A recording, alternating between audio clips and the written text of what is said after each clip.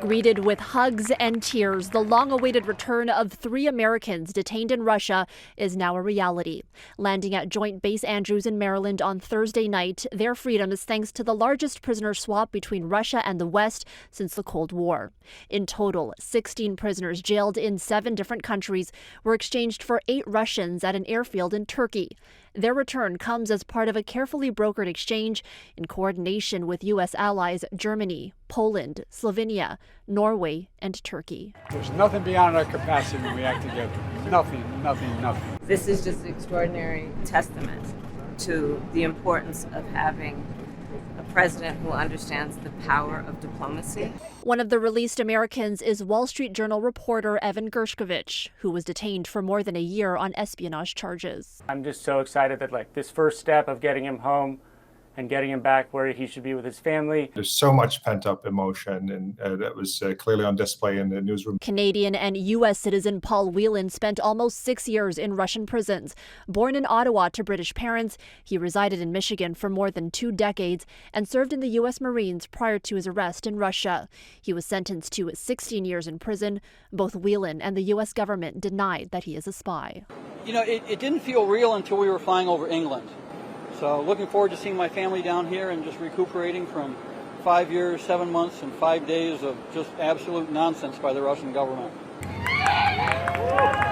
The third released U.S. prisoner is Russian-American journalist Alsu Kurmasheva, who was detained in October 2023 and found guilty of spreading false information about the Russian army, charges her family and employer deny. All 3 Americans were sent for checkups at a medical facility in San Antonio, Texas.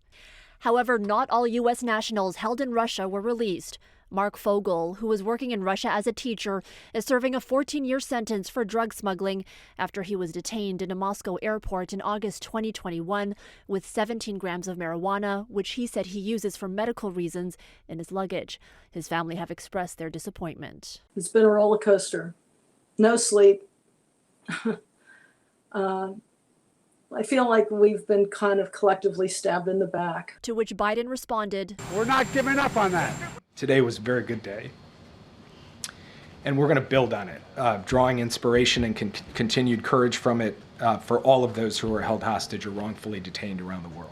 Among the 8 Russian nationals are convicted killers and spies, sparking concern that the deal could strengthen Russia's hand and even encourage other adversaries to detain foreign nationals as bargaining chips. Putin wanted a certain person and others back.